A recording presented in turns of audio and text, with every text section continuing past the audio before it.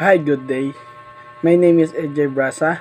We are discussing about mergers and acquisition or M&A introduction. Mergers and acquisition are increasingly becoming a strategic choice of organizational growth and achievement of business goals, including profit empire building, market dominance, and long-term survival. The ultimate goals of this is, however, maximization of shareholders' value. The phenomenon of rising M&A activity is observed world over across various continents, although it has commenced much earlier in the developed countries as early as 1895 in US and 1920s in Europe, and is relatively recent in developing countries. Yung mergers and acquisition daw ay mahalaga sa isang company dahil dito natututunan yung mga strategy para maging successful yung isang business. What is mergers and acquisition? Mergers and acquisition or M&A are defined as consolidation of companies. Yung mergers ay siya yung nagsasanib puwersa yung isang company to isa pang company. Tapos po yung acquisition naman po ay yung isang company binili yung isang company, pero yung biniling isang company ay yung kinikita doon napupunta doon sa company na bumili sa kanya. Ang example po ng mergers and acquisition ay yung PLDT and Globe Telecom. Sabi po dito, PLDT Incorporation and Globe Telecom said in May last year that it would buy rival San Miguel Corporation telecommunication assets for 70 billion pesos, effectively stopping the entry of a third player in the industry wounded by compliance of bad service, access to San Miguel 700 MHz frequency will increase internet speeds. PLDT and Globe said the country's anti-competition watchdog is investigating the deal of alleged violation of competition's law. Filipino companies have also set their sight abroad for growth, with various acquisitions over the past 2 years. What is a merger? A merger is a business strategy where two or more companies combine to form a single entity. The goal is often to enhance competitive advantage, increase market share, reduce costs, or expand into new markets. Mergers can help companies achieve greater efficiencies and improve their financial performance. Ways a merger can take place. 1. Purchasing of assets. This approach allows the acquiring company to selectively purchase only the assets they want, without taking on the liabilities of the other company. It can be beneficial if the acquiring company is looking to expand its operations or acquire specific technologies or products. However, this process can be complex and time-consuming due to the need to appraise and transfer each asset.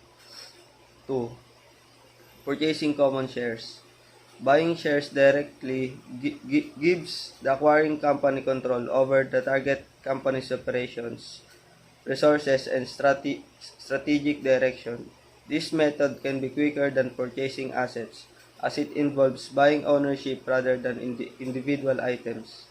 However, it may be more expensive and can be subject to stock market fluctuations and shareholder approval. 3. Exchanging shares for assets. This can be a good option when the acquiring company wants to preserve its cash reserves. By issuing new shares, the acquiring company can obtain valuable assets without spending cash. However, this dilutes the ownership of the existing shareholders and may not always be attractive to the target company if they prefer cash or if the acquiring company's shares are not considered valuable. 4. Exchanging shares for shares. This type of merger is often used when both companies are of similar size and want to consolidate their strengths. It aligns the interests of both sets of shareholders and can create a unified, stronger company. However, it requires a mutual agreement on the value of each company's shares, and the integration process can be challenging. There are four types of merger, namely horizontal mergers, vertical mergers, conglomerate mergers, and concentric mergers to be discussed by my group mates. Vertical merger occurs between two companies that operate at different stages within the same industry supply chain. For example, a manufacturer merging with a supplier or a retailer. This type of merger aims to streamline operation, reduce cost, and improve supply chain efficiency. A conglomerate merger involves the combination of two companies that operate in entirely different industries or business activities. The main purpose is to diversify business interests, reduce risk by spreading it across different industries, and potentially capitalize on synergies between the different business areas. A concentric merger is a merger in which two companies from the same industry come together to offer an extended range of products or services to customers. Acquisition most commonly means that the process of obtaining it is a noun form of the verb acquire, which most commonly mean to get, buy, or learn. Types of acquisition: friendly acquisition, reverse acquisition, backlip acquisition, hostile acquisition. A friendly acquisition is a strategic management decision that involves one company purchasing another company with the consent and cooperation of the target company's management and shareholders. A reverse acquisition, also known as a reverse takeover or reverse merger, is a strategic management approach where a private company acquires a majority stake in a publicly traded company, often with limited assets and operation, to bypass the lengthy and costly process of going public through an initial public offering. This strategy allows the private company to gain public company status, access markets, and enjoy the benefits of being a publicly traded entity without the need of a traditional. Next is the backflip accusation. So the purchasing company becomes a subsidiary of the purchased company. So meaning ang backflip accusation is a rare type of takeover that occurs when an acquirer becomes a subsidiary of the company it purchased. Upon completion of the deal, yung two entities nagjo-join forces po sila to retain the name of the company that was bought. So, nandyan nakalagay pong example is the Texas Air Composites and Continental Areas. Kasi po, itong dalawang ito ay nag-join forces po sila para mapanatiling maganda ang image ng company. So, next is the hostile accusation. So, ang hostile accusation, the entire process is done by force. So, meaning, a hostile takeover is a type of accusation where company or yung acquirer po nagko-control siya with another company or the target company. So, without the approval or ng consent po ng company's board of directors. So, in other words, the target company management is not a favor of the takeover, hence the term of hostile. So, ang example po nito ay ang Oracle and People Soap. Next, ang Oracle and People Soap po, I went straight to People Soap stockholder with an offer, which po yung definition po, it hostile offer po. Yung price per share ng dalawa was around the price or perhaps lower than the PeopleSoft stock was trading at the time of the offer. Next is difference between M and A. So, ang basis po nila or ang meaning, mergers, fusion or two or more companies voluntarily form in a new company. Next, acquisition, when the one entity purchases the business of other entity. Next is formation of new firm. So, parehas po silang yes and no. Next is the purpose po ng merger is to decrease the competition or increase the operational efficiency. And ang acquisition naman po is for instantaneous growth. Next is the size of the business. Ang size po ng mergers is companies is more than two or less the same.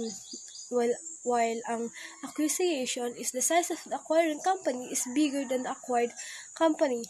Then, ang number of companies involved ay sa merger po ay 3 and sa acquisition po ay 2. So, meaning, in other words po, ang merger po ay nangyayari kapag ang dalawang magkahiwalay na entity or two combined entities ay nagjo-join po to create new. While ang acquisition man po ay tumutukoy sa pagkuha ng isang entity or ng isa pa. Mergers, why and why not? First is mergers, why it is important. Increase market share. A merger happens when two companies combine to form a single entity. Public companies often merge with the declared goal of increasing shareholder value by gaining market share or form entering new business segments. Unlike an acquisition, a merger can result in any brand new entity formed from two merging firms. Second is economics of scale. Economics of scale are a reason for a merger of two companies because they can lead to significant cost savings and efficiency gains. When firms merge, they can benefit from the ability to spread fixed costs over a large output, resulting in lower average cost per unit produced. This can lead to increased profitability and competitiveness in the market. Additionally, mergers can allow firms to access new markets or expand their product offerings, further enhancing economies of scale. The presence of economics of scale in an industry can also create incentives for firms to merge during periods of economic expansion, as the potential synergies and cost reduction are greater in such times. Next is profit for research and development. A large target business may be able to offer you products or services which you can sell through your own distribution channels, reducing your costs and overheads through shared marketing budgets, increased purchasing power, and lower costs. Lastly is reduction competition. Two companies are no longer competing for the same market share, which lessen the competition. Next is mergers, why it is not important. First is the clash of corporate cultures. When two companies merge, they bring together two distinct cultures with their own values, beliefs, and tradition. This can lead to a clash of cultures which can cause conflicts, misunderstandings, and lack of trust between two companies. Second is increased business complexity. Business complexity refers to the formation of a large interconnected network of technologies, data, product or services, and people within an organization. It's often by product or positive business changes like innovation, growth, and expanding product portfolios. Lastly, is employees may be resistant to change. In an aggressive merger, a company may opt to eliminate the underperforming assets of the other company. It may result in employees losing their job. Next is acquisition, why and why not. First is acquisition, why it is important. Increase market share. With an acquisition, a company takes a competitor out of the market and assume its market share. It captured its customer loyalty. Moreover, it can put products, services, and other strategic opportunities already developed by its acquisition to work immediately. Next is increased diversification.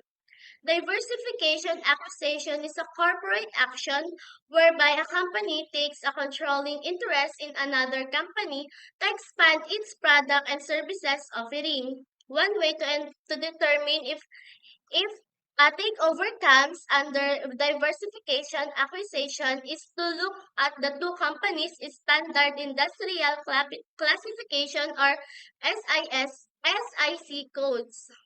Lastly is excessive competition and cost maximization. Acquiring another company can reduce the number of competitors in the market. With fewer competitors, a company can have more control over prices and reduce costs by combining operations, which can lead to higher profits. Next is problems with acquisition. First, in an inadequate valuation of target.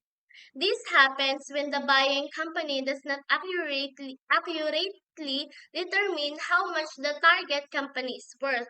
Overpaying can lead to financial losses, while underpaying might cause the deal to fall through or lead to legal issues. Next is inability to achieve synergy. Synergy is when two companies together are worth more than they are separately to benefits like cost savings or increased revenue. If the combined company can't realize these benefits, the acquisition may not deliver the expected value, wasting resources and possibly lose the businesses. Lastly is the finance by taking huge debt. Some companies borrow a lot of money to buy another company. High debt can be risky because it requires large interest payments. If the acquired company does not perform well, the debt can become a heavy burden, potentially leading to the financial trouble or bankruptcy. Next is the motives for mergers and acquisition. First is the economics of large-scale businesses, which enjoy both internal and external economies. Next is elimination of competition. It eliminates intense and wasteful expenditure by different competing organizations. Next is the desire to enjoy monopoly power. Merger and acquisition leads to monopolistic control in the market. Lastly, adoption of modern technology. Corporate organization requires large resources. The benefits of mergers and acquisition are greater value generation, gaining cost efficiency, increase in market share, and gain higher competitiveness. As for greater value generation, mergers and acquisitions succeed in generating cost efficiency through the implementation of economies of scale. For gaining cost efficiency, the joint companies benefits in terms of cost efficiency. Increase in market share, it is one of the possible benefits of mergers and acquisition. Gain higher competitiveness, the new firm is usually more cost efficient and competitive as compared to others. Problems of mergers and acquisition are integration difficulties, large or extraordinary debt, managers overly focused on acquisition, and overly diversified. Strategies of mergers and acquisitions are: first, there is an important need to assess the market by deciding the growth factors through future market opportunities. Second, the integration process should be taken in line with consent of management from both the companies venturing into the merger. Third, restructuring and future parameters should be decided with exchange of information and knowledge from both ends. That was our report. Thank you for listening.